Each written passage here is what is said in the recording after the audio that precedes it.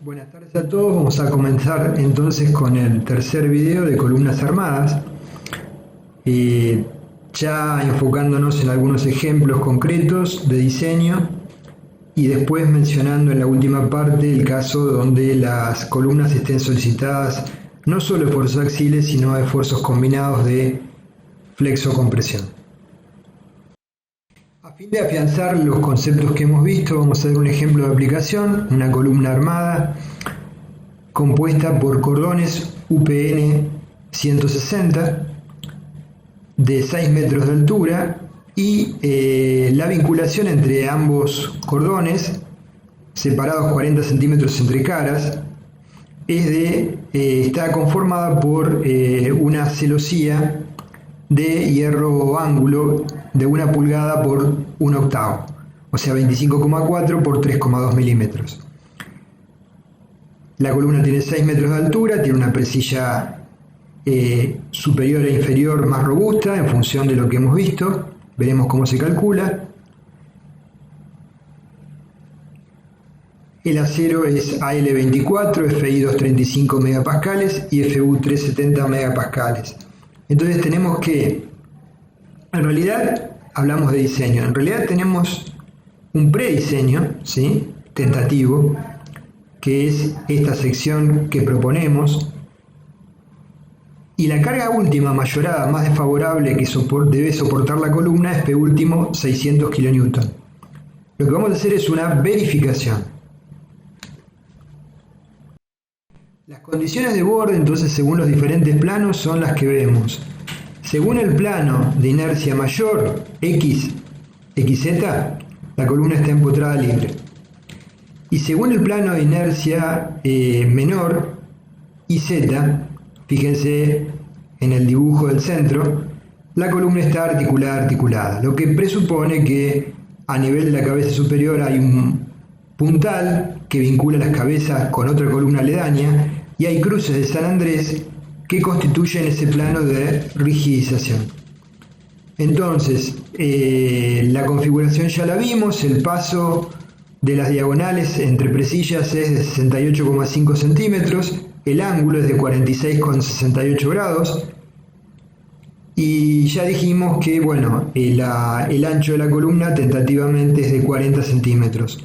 Eventualmente, si esta condición fuera crítica, podríamos modificarlo, ¿sí? Es decir, llevarlo de 40 a 45 o a 50 centímetros. Las características de tablas de un perfil UPN 160 son las que vemos en el dibujo. El área de cada uno es 24 centímetros cuadrados, el momento de inercia respecto del eje X es el mayor, es 9,25 centímetros cuartas. El radio de giro respecto de ese eje es bastante elevado, 6,21 centímetros. La distancia entre la cara del perfil y el baricentro del mismo es 1,84 centímetros, medido según el eje X. El momento de inercia menor es 85,3 centímetros cuadrados y el radio de giro menor en la dirección de pandeo del plano XZ es 1,89 centímetros para el perfil aislado. Respecto de las características de las celosías, dijimos que eran hierro ángulo de 1 pulgada por 1 octavo, o sea 25,4 por 3,2. El área de tablas es 1,5 centímetros cuadrados AG, el radio de giro mínimo, según el cual el perfil va a pandear, porque no hay presillas para impedirlo, es 0,47 centímetros.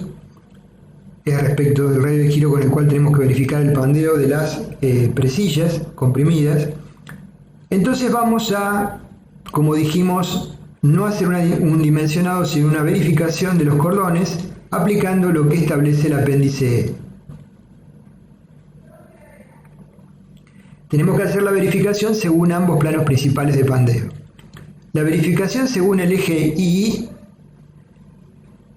entonces el esbeltez resulta KX es 1 por 600, porque está articulada, sobre RX, el perfil, el radio de giro principal del perfil, 6,21, 96,62 menor que 200, verifica.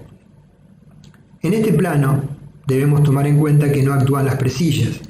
y por lo tanto el concepto de esbeltez es el de una pieza simple. No se aplica el concepto de esbeltez de pieza armada. De acuerdo con esto, el factor de reducción Fiset es 0,85, la carga nominal es la tensión crítica de pandeo por el área, por el coeficiente de correlación de unidades 10 a la menos 1. Estamos aplicando los conceptos de pandeo de elementos simples. Entonces lo que estamos haciendo es haciendo la verificación del pandeo en principio en la dirección paralela a las almas del UPN 160 en el plano IZ. Por tanto, en ese plano no hay presillas, por lo tanto la columna no funciona como una columna compuesta, y verificamos respecto del radio de giro respecto del eje X, el perfil aislado.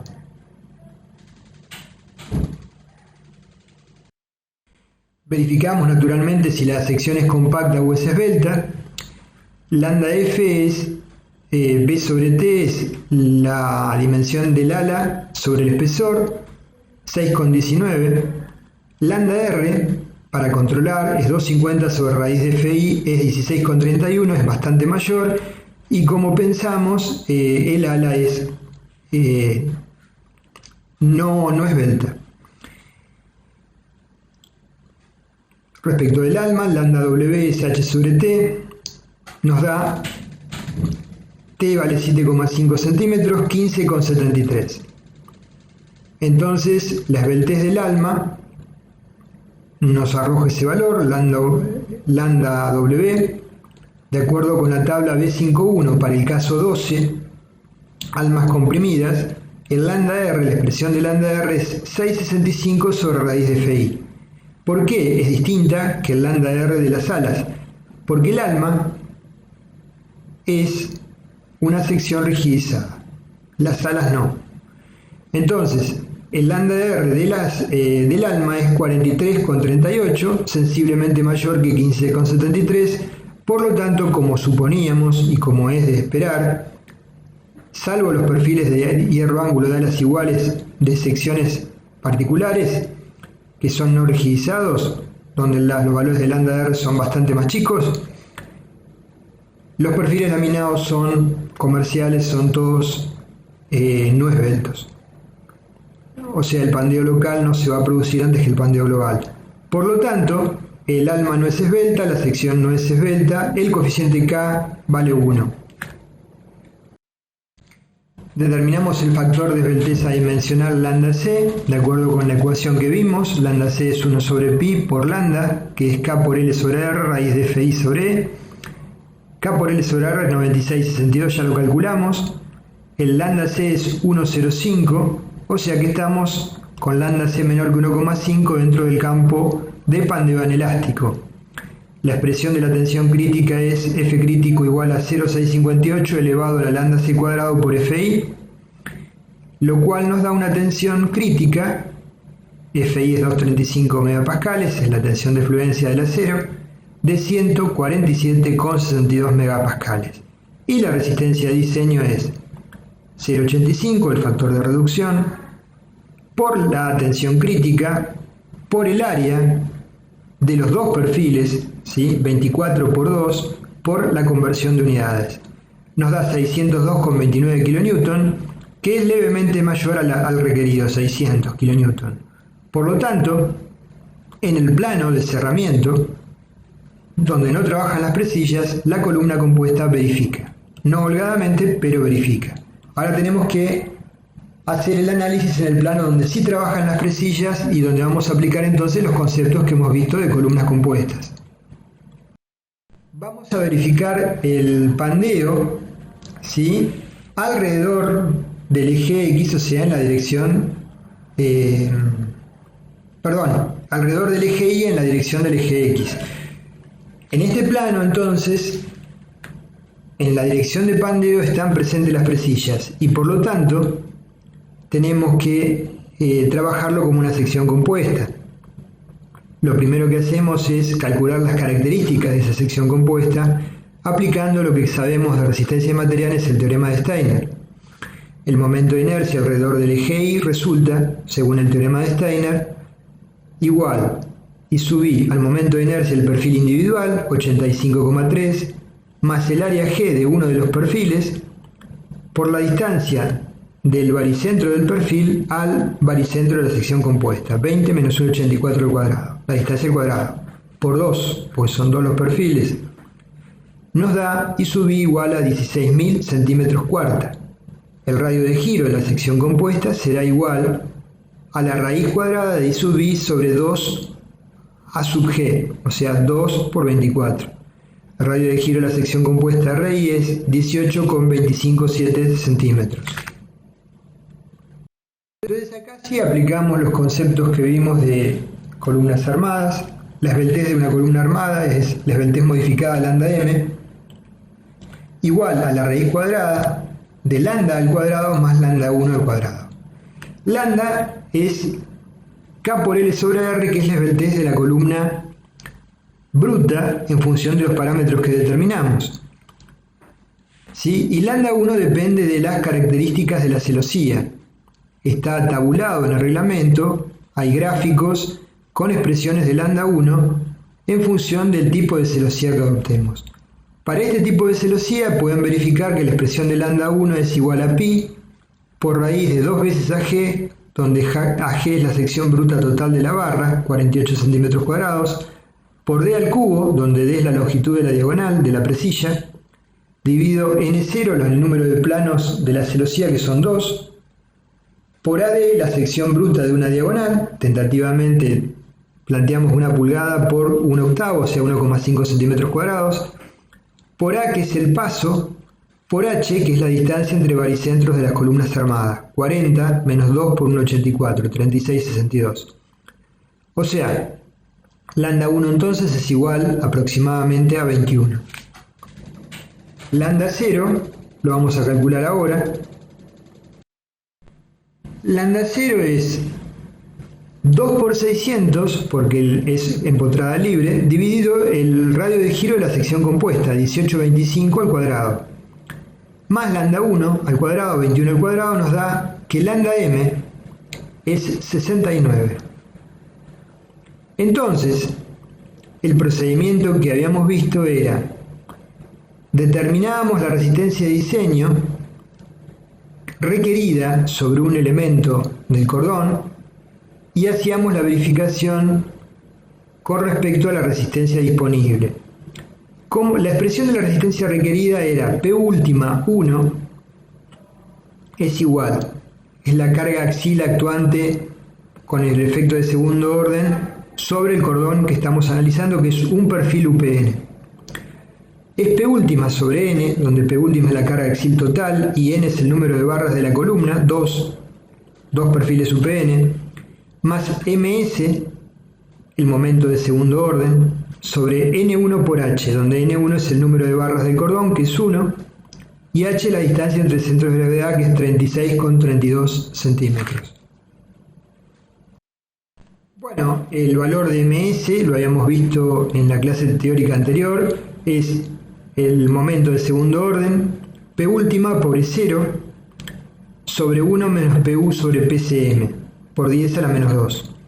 E0 era la excentricidad accidental, que era K por L sobre 500, o sea 2 por 600 sobre 500, 2,4 centímetros es la excentricidad accidental que suponemos tiene la columna previo a la aplicación de la carga. PCM era la carga de pandeo crítica de la columna, según Euler, pi cuadrado por E por AG sobre lambda m cuadrado. El valor del E, el módulo de elasticidad, es 200.000 megapascal, AG es la sección total, lambda m la tenemos como dato, nos da 1990 kN. Entonces ya podemos reemplazar en MS, MS es 20,62 kN/metro. Por lo tanto, PU es 600 kN y MS es 20,62 kN/metro. N vale 2, N1 vale 1. H lo determinamos recién. Podemos calcular la P última 1 actuante sobre un perfil UPN 160. Entonces la resistencia requerida P última 1 es 600 sobre 2, porque son dos perfiles, más el momento, dividido el cociente que mencionamos recién, nos da 356,77 kN sobre cada perfil UPN. Ahora, ¿cómo obtenemos la resistencia disponible del perfil UPN individual? Bueno, acá tenemos que aplicar los conceptos que vimos de pandeo de elementos simples. La resistencia disponible PD1 es Φc por la tensión crítica de ese perfil, por la sección de ese perfil, por la AG1, por la 10 a la menos 1 para convertir las unidades. Φc es 0,85. F crítico lo vamos a obtener en función del esbeltez. ¿Y cómo obtenemos la esbeltez? Lambda C1 es L1, la distancia entre paso de la presilla, dividido el radio de giro mínimo del perfil, ¿sí? Que multiplica a 1 sobre pi por raíz de Fi sobre E. O sea, la esbeltez del perfil es L1 sobre R1, y para tener el valor del S1 o del S, lo multiplicamos por la constante que ya conocemos. L1 vale a priori 68,5 centímetros, R1 es el radio de giro mínimo del cordón, RI igual a 1,89.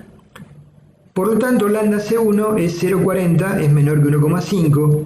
Como era previsible, hubiera sido muy extraño que tuviéramos un valor lambda C mayor que 1,5 para un pandeo localizado. Algo estaba funcionando mal. La tensión crítica es la tensión crítica de pandeo anelástico, que nos da 2,19,8 megapascales. Podemos obtener la resistencia de diseño entonces del perfil individual. PD1 es 0,85 por 2,19,8 por 24, porque estamos analizando un perfil. La carga P última 1 es sobre un perfil, entonces la carga disponible va a ser la de un perfil. PD1 es 4,48 kN, que es mayor que 356,53. Por lo tanto, verifica la columna armada en el restante plano que nos faltaba verificar. Por supuesto nos faltan un par de pasos como mínimo para la verificación a pandeo, para estar tranquilos de que el diseño funciona bien. Uno de ellos es la verificación de las celosías, ¿sí? Que estimamos a priori de 1 pulgada por 1 octavo con un paso que ya establecimos. Recordando cómo se genera el esfuerzo de corte ideal sobre las celosías cuando la columna tiende a deformarse en forma individual cada perfil, el esfuerzo de corte B último era beta por PU. Y beta era pi sobre 400 por 1 dividido 1 menos PU sobre PCM. Todos son datos, PU es 600 kN, PCM lo calculamos 1990, o sea beta es 0,0112. Entonces el esfuerzo de corte ideal es 0,0112 por 600, es 6,72 kN. Entonces, ¿cómo calculamos a partir de ese esfuerzo de última U el esfuerzo sobre la diagonal comprimida de última U, que es con el cual tenemos que verificar la presilla que marcamos en amarillo? B última U dividido 2 coseno de alfa es el esfuerzo de última de compresión sobre la misma, ¿sí? El ángulo alfa es el ángulo que forma la presilla con el eje del cordón, y 2 porque hay dos planos de celosías. Entonces vamos a aplicar esta ecuación, vamos a obtener de última y vamos a verificar si la presilla que hemos estimado verifica. Y luego pasaremos a determinar o a chequear la presilla primera y la última, que están marcadas en amarillo, que son más robustas. El esfuerzo de cortante que solicita la diagonal, entonces de última, es B última U sobre 2 coseno de alfa. El ángulo alfa es 46,68, B última U es 6,72 kN, nos da 4,9 kN. La longitud de la diagonal, geométricamente tenemos todos los datos, es 49,90 centímetros. ¿Qué valor de K optamos? Podríamos haber optado un valor de K menor que 1, porque en realidad la presilla es bastante menos robusta que los cordones, ¿sí? Por ejemplo, K09 0,85. Conservadoramente tomamos K igual a 1. Entonces lambda D es K por L sobre R mínimo, es 1 por 49,90 sobre R mínimo 0,47. Nos da 106,2 menor que 200. Calculamos ahora el lambda C. El lambda C nos da 1,16 menor que 1,5. Por lo tanto, seguimos estando en la zona de pandeo anelástico. Entonces, aplicando la expresión de la tensión crítica que ya conocemos de pandeo anelástico, nos da F crítico igual a 133,81 megapascales. La resistencia de diseño de la presilla es 0,85 el factor de reducción por la tensión crítica 133,81 por el área de la presilla 1,5 por 0,1. 17,06 kN mayor que de última igual a 4,9 kN. La presilla que hemos predimensionado verifica. ¿Qué nos faltaría para terminar el tema del diseño o la verificación a pandeo de la columna compuesta? Más allá del tema uniones, nos faltaría dimensionar la presilla inferior y la superior, que como recuerdan tenía que cumplir la condición de ser más robusta, y la expresión que planteaba la robustez necesaria era N por IP sobre H mayor o igual que 10 por I1 sobre A, en el apéndice A. Entonces, N es el número de planos de presillas, que es 2, H es la distancia geométrica entre baricentros de los corones, 36-32 centímetros, A es el paso de la diagonal, es 68,5 centímetros, I1 es el momento de inercia del cordón, ¿sí? Es el UPN respecto al eje paralelo al eje libre analizado. Entonces, que es 89,3 centímetros cuarta. Lo que no conocemos es el momento de inercia de la presilla en su plano necesario para cumplir esa desigualdad. Por lo tanto, como todos los otros son datos, podemos despejar el valor de IP. Despejamos el valor de IP, el momento de inercia requerido para la presilla. IP es mayor o igual que 10 por I1 por H sobre N veces A, 226,2 centímetros cuarta. Suponiendo que la presilla es de espesor 1/4, ¿sí? O sea 0,635 centímetros o 0,64, podemos despejar H en función del valor de IP. H es la raíz cúbica de IP por 12 sobre T, nos da 16,23 centímetros de altura requerida de la presilla. Por lo tanto, la solución que adoptamos, presillas de altura de 17,5 centímetros por 6,35 milímetros, es adecuada para el diseño, ¿sí? La que habíamos visto originalmente tentativamente. Entonces lo que hacemos es estimar una dimensión y luego sacamos, en función de la geometría que hemos planteado, vemos cuál es el momento de inercia requerido de la presilla para cumplir la condición de rigidez. Bueno, vamos a tratar ahora el tema de diseño de columnas armadas del llamado grupo 5. Las columnas del grupo 5 también estaban tratadas solo en el apéndice E del reglamento, no en el capítulo E, dado que en Estados Unidos no se trabaja con este tipo de columnas.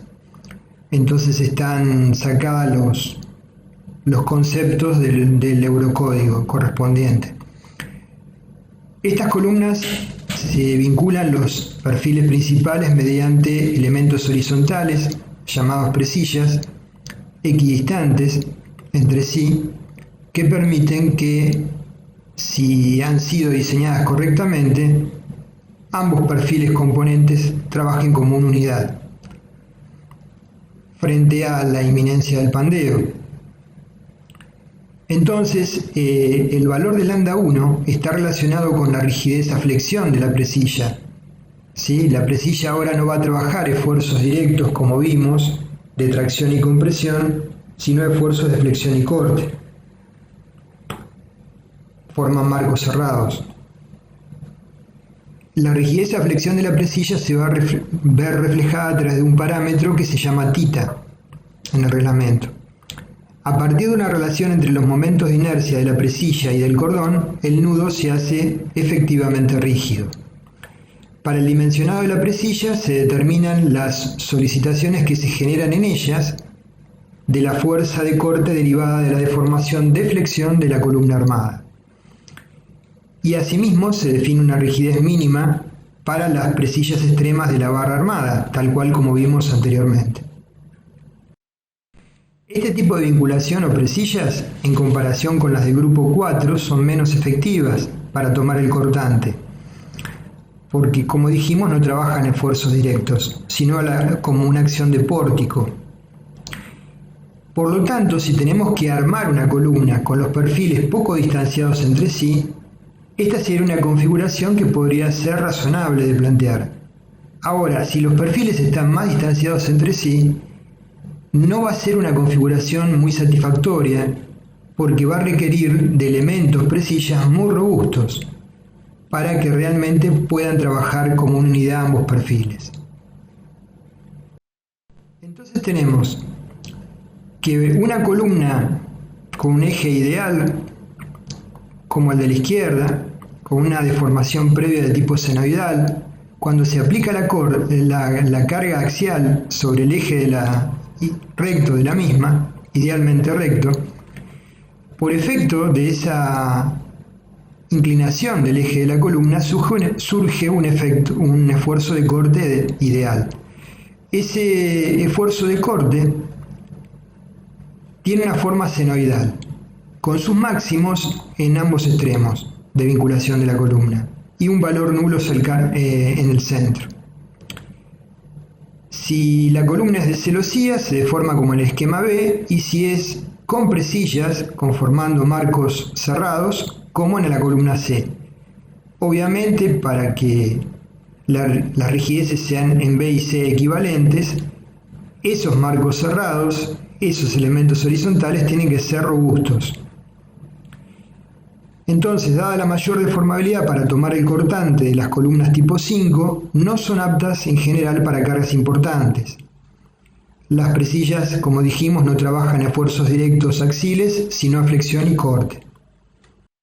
Como mencionamos, depende la rigidez de un parámetro θ. θ es igual a 1,20 sobre 1 más 2 veces I1, que sería el momento de inercia del cordón respecto del eje paralelo libre analizado, por h, que es la distancia entre los baricentros de los perfiles. Fíjense en el dibujo de la derecha, en la medida que yo les voy mencionando la fórmula. Divido NP, el número de planos de presillas, que serían 2 en el dibujo, divido IP, el momento de inercia de la presilla en su plano, dividido A, que es la distancia entre ejes de presillas. Si el valor de NP por IP sobre H es mayor o igual que 10 y 1 sobre A, se adoptará directamente θ1. Eso estaría implicando que tenemos una presilla que tiene un grado de rigidez importante. Con respecto a la verificación de las barras de los cordones componentes, si nosotros hemos reemplazado cada cordón de la columna por un eje, ¿sí? Como vemos, son 2 cordones, y un elemento presilla por una barra horizontal, entonces si la acción sobre el baricentro de la columna armada es P última, asociada con un momento ms actuante y un esfuerzo de corte B última, se generaría sobre cada uno de los cordones un esfuerzo máximo P última 1 y un esfuerzo de corte B última 1, lo cual, si suponemos que el punto de inflexión entre presillas equidistantes está en el centro de la luz, por simetría, el diagrama de momento sería de tipo lineal, con un momento M último 1 en la zona del nudo del cordón con la presilla. Las expresiones para P último 1 sería el valor P último sobre la columna dividido 2, porque son 2 los cordones, más el momento ms dividido h, que es el brazo de palanca. Respecto del momento último 1 es igual al esfuerzo de corte último B sub BU por A sobre 4. Y el valor de B sub 1 es igual al esfuerzo de corte último dividido 2, porque se divide en dos cordones. Entonces, N1 es el número de barras del cordón, B último 1 es igual a BU sobre 2N1. Si el cordón a su vez estuviese compuesto por más de un elemento, por ejemplo por dos hierroángulos de alas iguales, se dividiría B último sobre 4. Las solicitaciones en los cordones serían entonces P última 1 es PU sobre N más MS sobre N1 por H por 10 al cuadrado, y M último 1 sería B último, el esfuerzo de corte B último, por A sobre 4N1 por 10 a la menos 2. O sea que la presilla tiene que ser diseñada también para flexión y corte. Y la columna, ojo, bajo esta disposición de presillas, tiene que ser diseñada para un esfuerzo axial y un momento flector asociado. ¿Sí? Aparece un momento que no podemos evitar considerarlo en el diseño de la columna. Entonces, tenemos las expresiones para verificar un cordón bajo un esfuerzo axial último P último 1, un momento flector asociado M último 1 y un esfuerzo de corte B último 1. En las expresiones, como dijimos, PU es la carga axial requerida para la columna armada completa, N es el número de barras de la columna armada, que puede ser 2, si cada cordón está constituido por un elemento, o 4, si cada cordón está constituido por dos elementos. N1 es el número de barras del cordón, pues ya dijimos 1 o 2, y H es la distancia entre centros de gravedad de los cordones medida perpendicularmente al eje de pandeo considerado de la barra armada, o sea, en la dirección en la cual están trabajando las presillas. A su vez, en este aspecto no hay sorpresas, el momento MS, si no existe un momento exterior aplicado, es debido a los efectos de segundo orden. Es igual a PU por E0, donde E0 es la deformación inicial, K por L sobre 500, sobre 1 menos PU sobre PCM por 10 a la menos 2. Es la misma expresión que ya hemos visto. Y cada uno de los términos tiene el mismo significado que ya hemos visto. PCM es igual a pi cuadrado E por AG sobre K por L sobre R sub M al cuadrado, o sea que estamos hablando de la esbeltez modificada de la columna armada, que en este caso sí tendría una expresión diferente. La esbeltez lambda M igual a K por L sobre R sub M es igual a la raíz cuadrada de lambda al cuadrado, K por L sobre R al cuadrado, más el parámetro lambda 1 sobre tita al cuadrado. Lambda 1 al cuadrado sobre tita. Lambda 0 es la esbeltez de la columna armada actuando como una unidad, ya sabemos, y R es el radio de giro de la columna armada actuando como una unidad respecto del eje de pandeo analizado. Las expresiones de la expresión de tita ya la evaluamos. Entonces, superadas distancias, básicamente lo más importante es que la columna ahora tiene que ser diseñada para no solo un esfuerzo axial, sino un momento flector asociado, flexo-compresión, con lo cual probablemente se va a requerir de mayores secciones que frente a un esquema semejante con presillas en celosía. Por eso que dijimos que este no es un esquema ideal cuando las cargas son relevantes o importantes en la columna, no es el más eficiente. Con respecto a lambda 1 es igual a A por dividido de RI, donde RI es el radio mínimo de giro de la barra en centímetros, A es la distancia entre presillas, el esfuerzo de corte último es, como ya hemos visto, beta 1 por PU, y beta 1 tiene la misma expresión que ya vimos para las presillas en celosía, pi sobre 500 por 1 dividido 1 menos PU sobre PCM. Los cordones se deberán verificar de acuerdo con lo indicado en el capítulo H, donde aparece la flexión asociada con la compresión, con una longitud no arrastrada de la barra igual en función de las condiciones que tengamos, normalmente se toma K igual a 1. Respecto al diseño de las presillas, si suponemos que el punto de inflexión está en el centro de la luz de la presilla y aplicamos un esfuerzo de corte ideal BUP en ese punto, tendremos un momento MUP, ¿sí? Porque es una ménsula empotrada en el cordón.